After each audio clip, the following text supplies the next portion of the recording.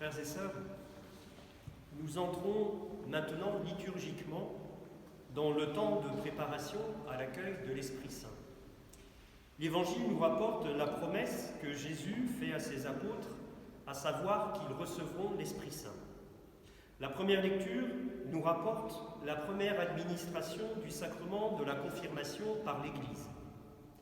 Je voudrais ce matin méditer avec vous sur cette préparation à l'accueil du don de Dieu, l'Esprit Saint, à travers la figure de la Sainte Vierge, puisque nous sommes dans le mois de Marie, et puisque nous préparons la consécration de notre paroisse à la Sainte Vierge, consécration qui aura lieu le jour de la Pentecôte.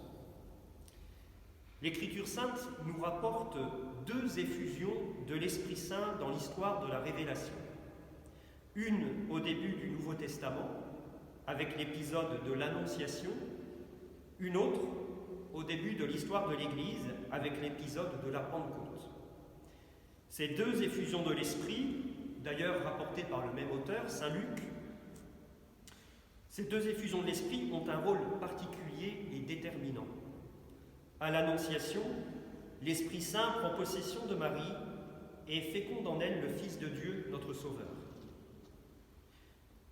Marie accueille l'Esprit de Dieu, non pour elle, mais pour le monde.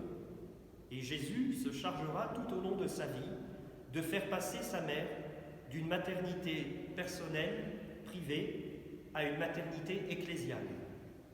À la Pentecôte, l'Esprit Saint descend sur l'Église et lui donne le dynamisme nécessaire pour évangéliser le monde, en ouvrant largement les frontières du peuple élu à tous les peuples de la terre. Ces deux effusions de l'Esprit Saint mettent en parallèle Marie d'un côté et l'Église de l'autre. Marie apparaît ainsi comme la toute première Église qui accueille l'Esprit Saint et qui apprend à l'Église à la Pentecôte à accueillir l'Esprit Saint. Qui d'autre, mieux que Marie, qui l'a accueilli en son sein, peut apprendre à l'Église à accueillir l'Esprit Saint? Ce parallèle entre Marie et l'Église nous révèle aussi que l'Église a une nature profondément féminine, car elle apparaît comme épouse et comme mère. L'Église a par conséquent, par sa nature même, une nature profondément mariale. La dévotion à la Sainte Vierge n'est pas un aspect secondaire qui caractériserait la vie en Église, elle est encore moins un aspect subjectif qui dépendrait de la sensibilité de chacun, mais elle est l'expression de la nature même de l'Église. Pour nous préparer à accueillir l'Esprit Saint à la Pentecôte, préparons-nous avec Marie. C'est un des objectifs que nous avons voulu honorer dans la consécration mariale de notre paroisse. Nous souhaitons une Église, une paroisse dynamique, féconde, qui vit dans la mouvance de l'Esprit Saint. Et il n'y a pas mieux que Marie pour nous y aider et pour nous protéger.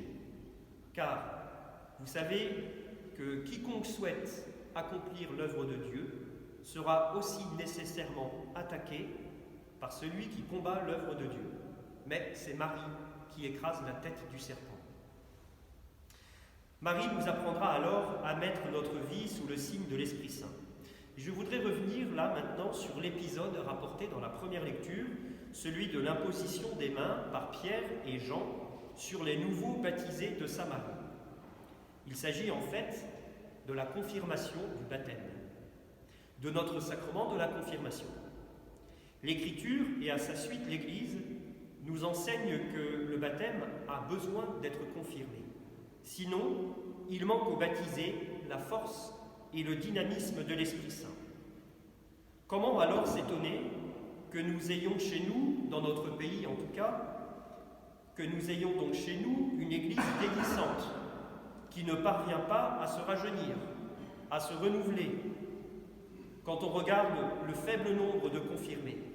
Chez combien de chrétiens le baptême n'a pas été confirmé? Nécessairement, il manque l'esprit de force, l'esprit de vérité, qui permettrait aux chrétiens d'être solides dans un monde de plus en plus compliqué, où le bien et le mal s'entrelacent sans arrêt jusque dans notre cœur. Et après, on s'étonne de voir le nombre de baptêmes chuter d'année en année, le nombre d'enfants catéchisés suivre la même voie, le nombre de pratiquants pareil. jusqu'au point où l'Église perd sa liberté de penser dès l'instant qu'elle ne pense pas comme le monde. Et oui, les chrétiens aujourd'hui ne sont plus solides parce qu'il leur manque pour beaucoup l'Esprit Saint. Mais depuis des années, on ne cesse de faire de la confirmation le sacrement de l'élite, de ceux qui auront eu la chance de continuer à pratiquer ou d'être soutenus par leur famille. Mais combien passent à côté de ce sacrement? Vivre dans la mouvance de l'esprit passera donc nécessairement par la revalorisation du sacrement de la confirmation, comme le sacrement qui confirme le baptême chez tous les enfants catéchisés. Tous, et pas seulement une élite de privilégiés. Cela permettra aussi aux personnes qui seront confirmées de solidifier le sacrement de mariage dans lequel ils s'engageront plus tard. Cela permettra aussi de solidifier et de donner toute sa plénitude aux missions de parrains et de marraines, trop souvent aujourd'hui acceptées de manière superficielle. Vivre dans la mouvance de l'esprit, c'est aussi accepter de se mettre à l'écoute de l'Esprit Saint, qui, lui, sait les chemins à ouvrir pour évangéliser notre monde. Là aussi, combien d'initiatives, combien d'intuitions, de projets sont étouffés par des structures bureaucratiques au sein même de l'Église trop lourdes. Bien souvent, l'Église fonctionne comme une entreprise. Espérons que le confinement, qui aura arrêté nos fonctionnements paroissiaux ordinaires et nous aura appelés à aller à l'essentiel, nous aide aussi à faire du tri et nous permette de nous assouplir et de nous rendre plus dociles aux impulsions de l'Esprit Saint. Ce ne sont pas de nouvelles structures qui se superposeront aux autres qui nous aideront à mieux évangéliser. Du reste, nous voyons aujourd'hui que les projets missionnaires qui portent du fruit ne sont pas issus de commissions de réflexion d'Église, mais nous voyons qu'ils jaillissent en dehors de ces structures. Vivre dans la mouvance de l'esprit nous aidera aussi à renouveler notre manière de vivre en Église. Le déconfinement qui se profile va être l'occasion d'un renouveau de notre vie ecclésiale. Il serait dommage de voir la reprise du culte public et des activités paroissiales comme un retour à avant. On se serait trompé et on sera passé à côté de ce que Dieu nous a donné. Cette épreuve, malheureuse mais permise par Dieu, est source de nouveautés pour nous tous.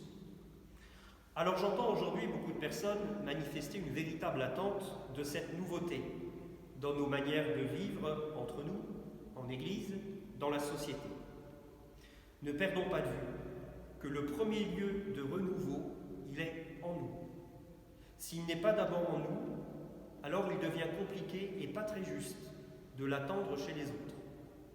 Tournons-nous vers la Sainte Vierge, afin qu'elle nous aide à accueillir la nouveauté de Dieu dans nos vies, qu'elle nous aide à accueillir de manière féconde l'Esprit Saint, en nous offrant totalement à lui, qu'elle nous aide à vivre la Pentecôte comme un véritable déconfinement de l'Église, qui n'aura plus peur de se démarquer du monde lorsqu'elle ne pense pas comme lui. Que Marie nous apprenne à accueillir le renouveau de Dieu en nous.